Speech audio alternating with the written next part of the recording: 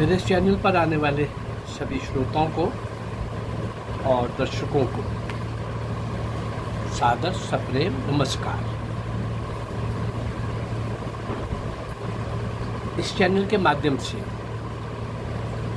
भारतीय स्वतंत्रता संग्राम का 190 वर्ष का कार्यकाल, संघर्ष का काल, स्वतंत्रता के लिए सर्वस्व निछावर करने वाले क्रांतिवीरों का, भारत माँ के सपूतों का जीवन, उनका जीवन चरित्र, उनका शौर्य और वीरता का शिखर पर बैठे हुए उनके कारनामे, उन सब लोगों को जो अज्ञात हैं और जिनको कहीं किसी को भी पढ़ाया नहीं गया, इतिहास में लाया नहीं गया, और एक से एक बढ़ करके बलिदान, कुर्बानी का नए से नया स्वर्णिम पृष्ठ लिखने वाले वो महान नायक और नायिकाएं,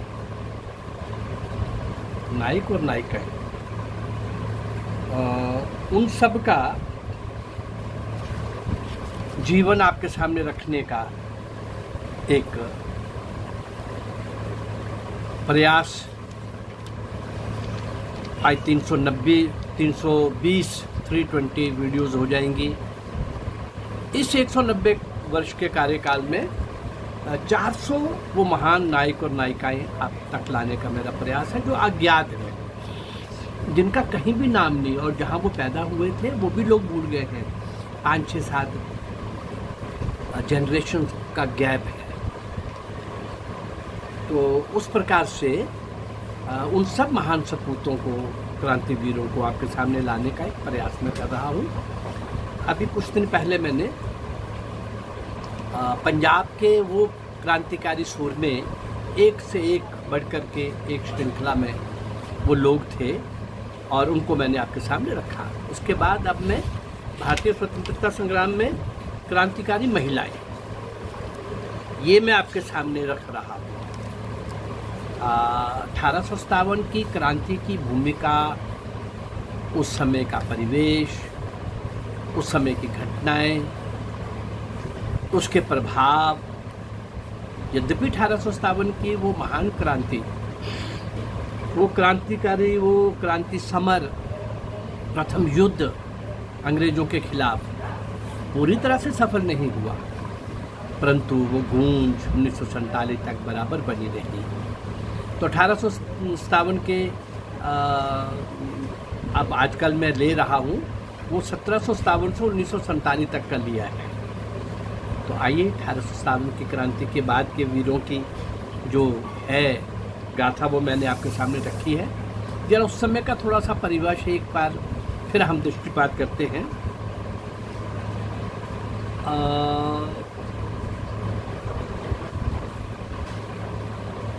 उस समय जिन क्रांतिवीरों ने अपनी शक्ति, कौशल्य का उपयोग अपनी सत्ता के संरक्षण व सहयोग हेतु नहीं किया गया, वो काम अंग्रेज कर रहे थे। अंग्रेज लोग भय, आतंक का वातावरण बना रहे थे। 1857 का इतना बड़ा समर ऑर्गेनाइज्ड प्लान कैसे हो गया? इतनी बड़ी अंग्रेज सत्ताशाही को कैसे ललकार दिया किसी ने, कैसे चुनौती दे दी, और वो भी सशस्त्र चुनौती। परंतु एक तरफ अंग्रेज लोग फ्रस्ट्रेशन में, गुस्से में, क्रोध में, भय और आतंक का वातावरण बना रहे थे। अनावश्यक रूप से बहुत बड़ी बड़ी यातनाएं साधारण लोगों को भी, लेकिन लोग भी धड़ाधड़ इस भारत माँ की गोद में तो क्रांतिवीरों की पंक्ति लंबी करते हुए आगे बढ़ रहे थे। उन सबके करने के बाद भी जगत जननी भारत माता के की गोद में ऐसे अनेक सपूतों को जन्म दिया, बड़ा किया, विकसित किया, जिन्होंने राष्ट्रीय चुनौतियों को स्वीकार किया। अंग्रेजी सत्ताधारियों के अहंकार पर निरंतर प्रहार करते रहे।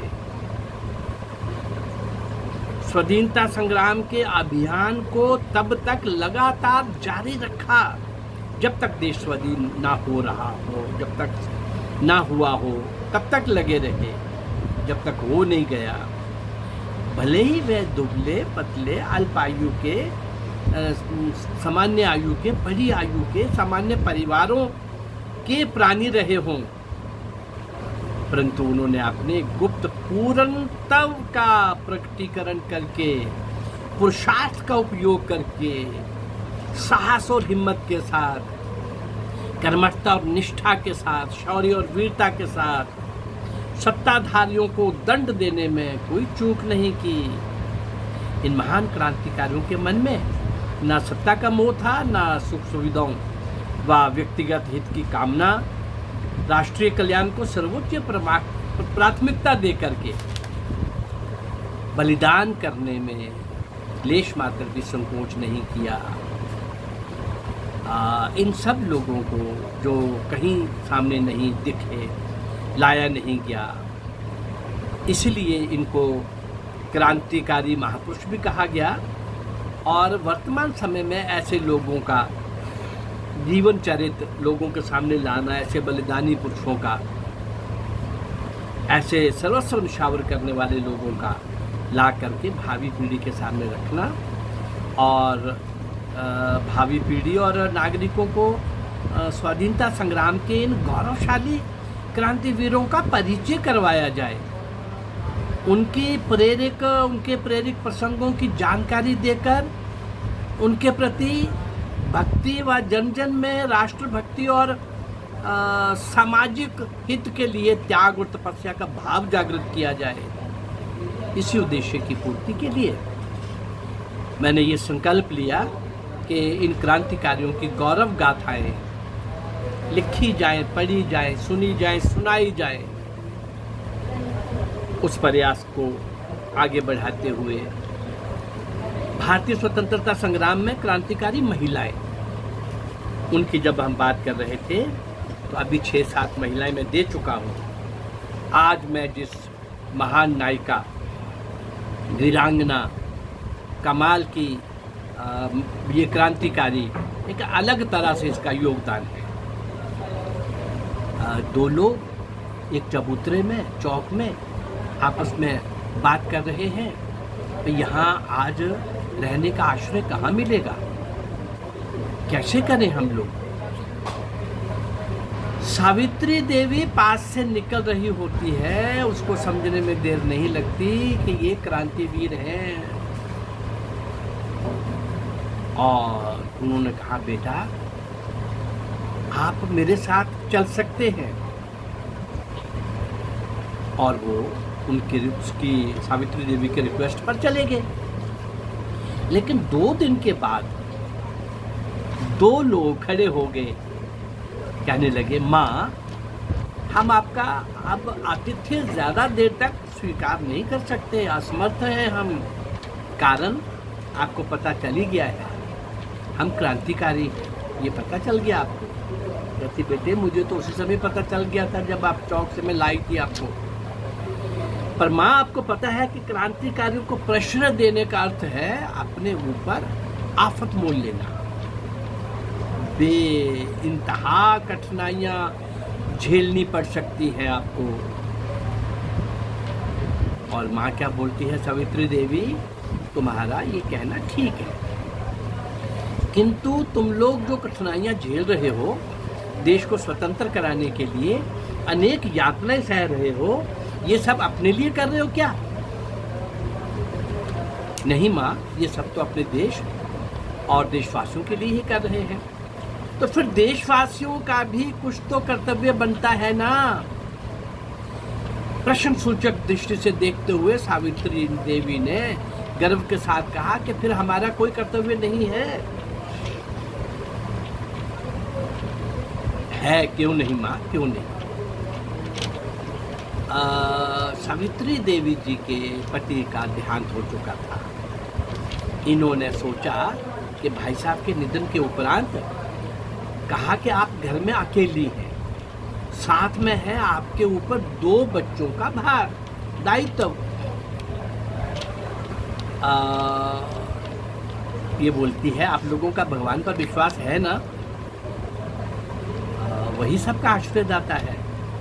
मेरे लाल, घर पर आए हुए बच्चे भूखे चले जाएं, इससे बड़ा दुख एक माँ को और क्या होगा।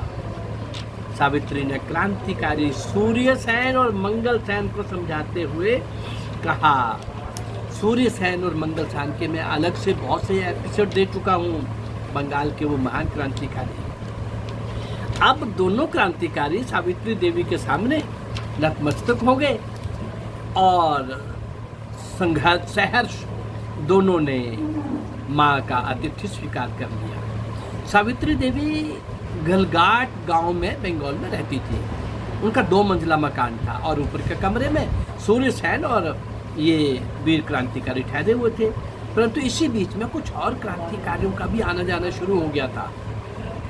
एक दिन उनको भोजन करा के सबको कहा कि आप ऊपर चले जाओ, आपका भोजन हो गया है, आप लोग अपनी मीटिंग करो, बातचीत कर लो और मैं यहाँ नीचे ही रहूँगी।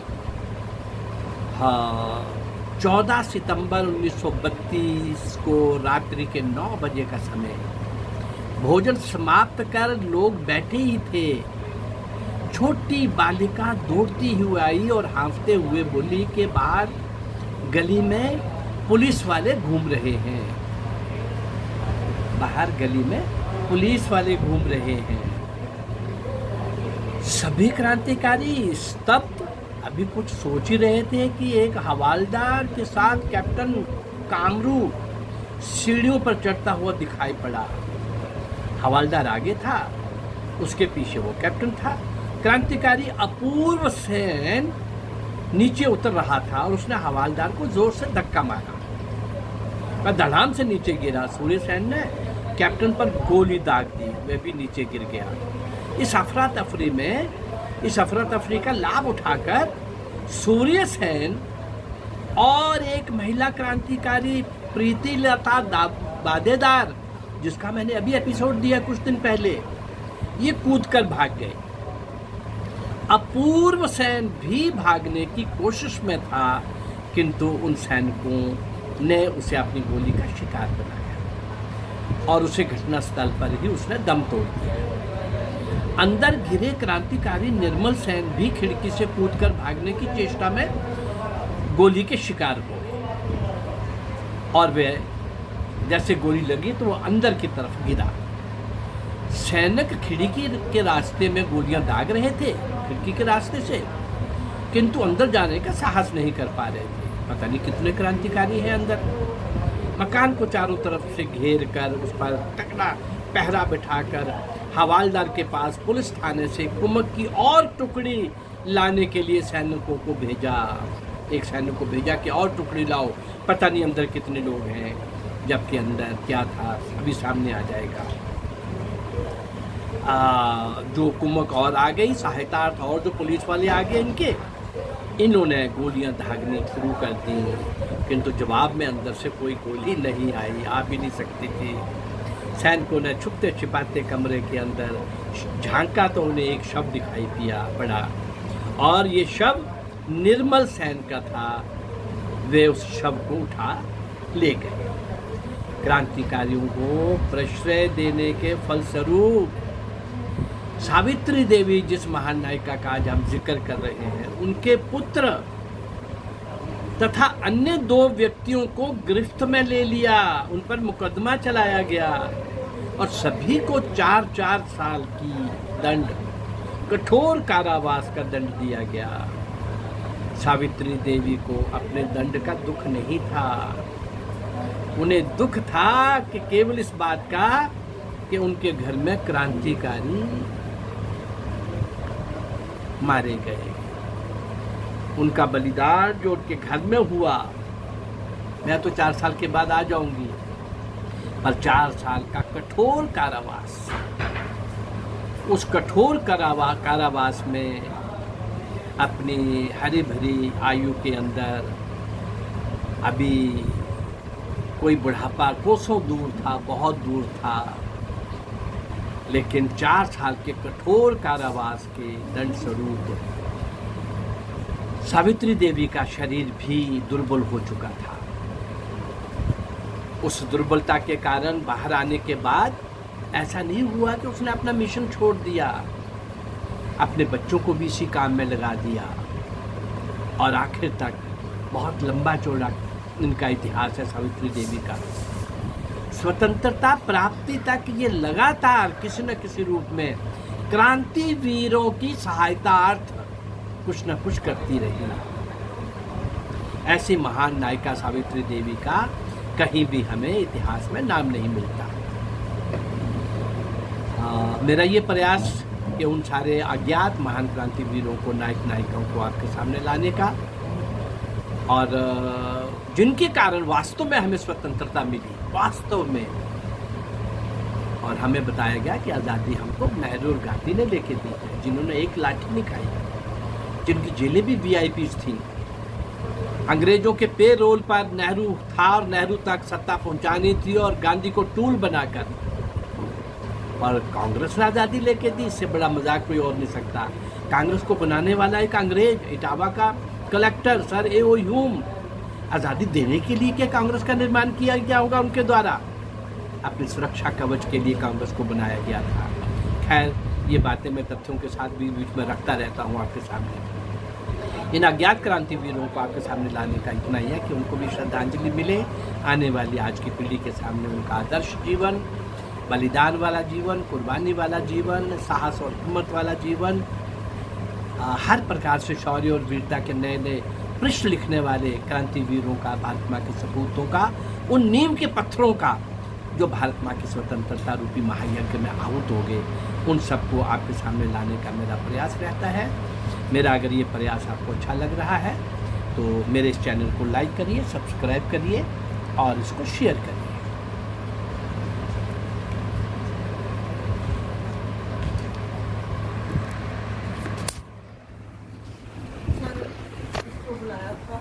कहता कि ना तो वो पिछली हो सकती है रिपेयर है, ना तो पिछली रिपेयर हो सकती है।